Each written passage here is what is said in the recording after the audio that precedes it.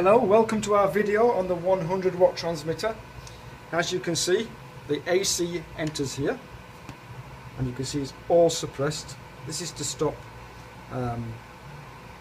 signal from the inside getting onto the cable. This is required for the CE marking in Europe so that you don't cause interference to the equipment that's local to this.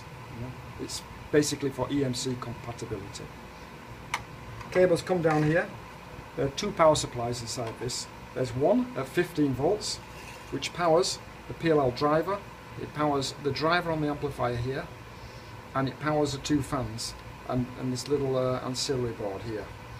Now this power supply here runs between 43 and 48 volts. This really is exclusively for the MRF 151 here. This power supply is overkill for the MRF 151, which basically means it's never going to burn out. It's going to last a very long time, typically up to 10 years. Okay. The various DC cables go down here to the amplifier, to the driver, and to the PLL driver here. Okay. The audio enters here, comes down here. It's just underneath this aluminium tape just to give it a little bit of extra screening. Hits the stereo coder here. The stereo coder then outputs from here back to here with the MPX composite signal. The PLL then develops the 1 watt of drive here. PLL is absolutely ultra stable. It complies with the specifications for the European Union, specification ETS 300-384. Even got a little trimmer here for the fine frequency adjust, which the people never use, but it is required because it's a legal requirement. The PLL is also very robust. The transistor here is a 4 watt device, only operating at 1 watt. This basically is so that if somebody comes along, disconnects this, takes it off, the output will not burn out. Okay, it will continue to operate. Okay, the 1 watt drive goes from here, enters into the amplifier here. And then there's a little attenuator here which buffers the whole thing and reduces the power back down to around 200 milliwatts here. The driver here lifts that 200 milliwatts back up to about 3 watts into the MRF 151, which incidentally is a 150 watt device. We only operate it at 100 watts. Basically, again, it's overkill, so that everything is designed to be well over the normal limit. We drive this up to 100 watts. It goes through the matching network here up to 50 watts through this 12-pole low-pass filter. Under these little black caps are trimmer capacitors, and these black caps are here just to protect them from sand and dust and all that kind of stuff. It goes through the 12-pole low-pass filter, and at the output here you have a beautiful clean signal. Basically it's virtually unmeasurable on an analyzer. It's normally around neg 80 dB on carrier, a little more. Okay, this goes around here. This particular board here, I don't know if you can see it with the camera, can you come a little bit around here? This board here, this is monitoring the forward and reflective power. Now, that's right. You can just come this way a little bit with the camera. That's it, and just a little tilt there. That's it. This board here is monitoring forward and reflective power. The forward reflective power comes all the way down here and it hits the front panel meter here. Okay? If we can just have a look at the front panel meter here. Can we bring the camera down? Just stay there one moment. Now, the front panel meter here, this, as I just said, indicates forward and reverse power. That's getting such a good focus on the camera here, so maybe we have to come back to that. Oh, that's better. Right. That's forward power, 100 watts. That's reflective power at 0. This is because it has a perfect dummy load on at the moment. At the back there. You see? That dummy load goes off into our workshop. Okay. You can hold the camera again for me, please. Now, if the antenna suddenly has a fault, or it becomes disconnected, or the cable breaks, or anything goes wrong with this connection or whatever's attached to it up on the tower, this transmitter will go into protected mode, and it will limit its output power to about 25 watts. So really it's indestructible. Now, I can unplug this now directly, and the transmitter will automatically go into reflective power and protection. Let me do that. Let me unplug this. You can see the transmitter's powered. It's not going to burn anything out. There's going to be no flashes, no bangs. It's just going to go gently into protected power.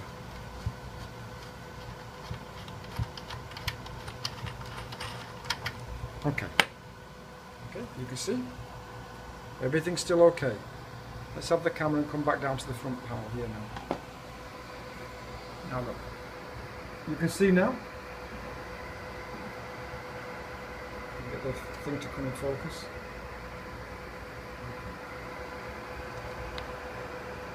Sorry about this, I'm a little difficulty focusing. Right, look there. No, still not had it. Okay.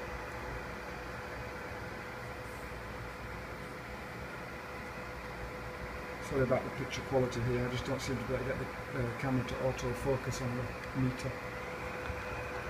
No, it's not having it. Okay, let's... Seems to be happy there. Right, that's reflective power. Now, it's a little difficult to see, but we have around 5 watts. It's limiting it to around 5 watts at the output. That's around an SWR 1.6. So if it goes over SWR 1.6, basically it's going to say no, I'm not having any more of this, and the power is going to be limited. And it's the same on the forward power, no matter whether you put it on forward or reflected. Okay? Now, I can put the antenna back in and the power will restore immediately. Let's just go back and put the antenna in.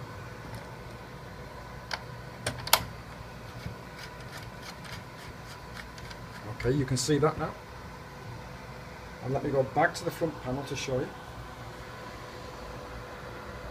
As you can see, we need to get a better camera for this, I think. Okay.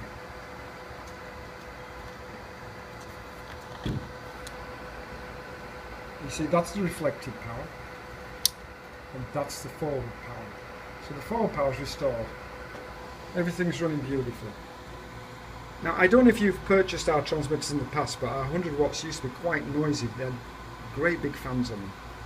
This is something we've now changed. You can see I'm just talking at a normal voice level, and you can just hear the fan just a little bit in the background. That's combined with our air conditioning unit here as well. So if it was just the fan, it'd be a little, probably even a little less in volume than what you can hear now. Now also, we have here, this is the fan grill. Now look, there's a little filter in here. This will catch all the dust and sand and stop it get inside the transmitter. Because this is the biggest problem we have with transmitter failures. It's when all the dust and sand gets inside. And the sand is silicon at the end of the day, and when it gets on top of boards and they get a fine coating of sand, especially around areas like this, it starts to conduct because the voltages are high enough to overcome semiconductor action in the sand. So you start to get conduction of this sand. It's like a fine dust of sand, like a yellow dust. So we've got to be careful and try and stop that getting in. And we've basically cured that with this filter at the front. So that's very reliable. One other thing, down here, this is the control board. Now we put these on so that hopefully nobody's going to go in there and twiddle them. But for curiosity, if you want to know what they do, this one here sets the maximum forward power. Okay, and this will make sure that the thing stays at 100 watts in forward power all the time, regardless of the gain of this transistor, the gain of this transistor, the system gain. It's like a limiting circuit. It holds it at 100 watts all the time. This does exactly the same in reverse power. We normally set it between 5 and 10 watts for maximum reflected power. This one here is the temperature control, and we've got a little thermistor here. It's a little thermistor. And basically, this sets the threshold at where this thermistor kicks in.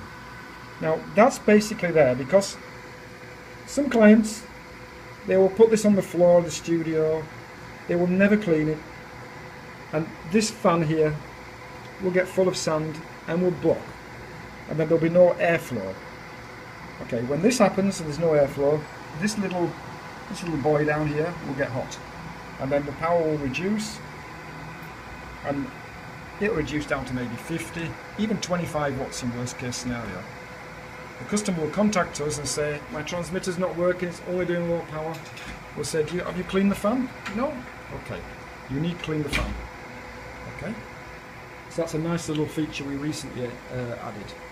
I think we've got everything covered there. If you want any other information on this transmitter, please don't hesitate to give us a call or email us, and it'll be our pleasure to answer your questions. Thank you for watching. Bye.